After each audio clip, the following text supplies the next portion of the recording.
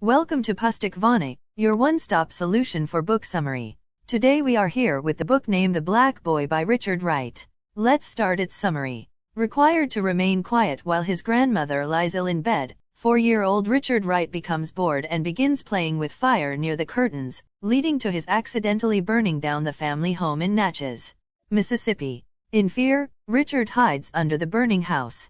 His father, Nathan, retrieves him from his hiding place. Then, his mother, Ella, beats him so severely that he loses consciousness and falls ill.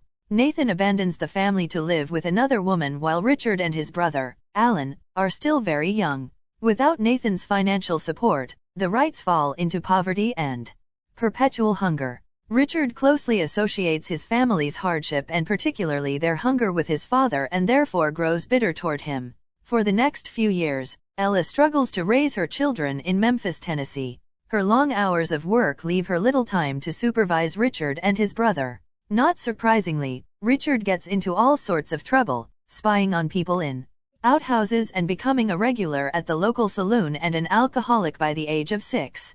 Ella's worsening health prevents her from raising 2 children by herself and often leaves her unable to work. During these times, Richard does whatever odd jobs a child can do to bring in some money for the family. School is hardly an option for him. At one point, the family's troubles are so severe that Ella must place her children in an orphanage for a few weeks.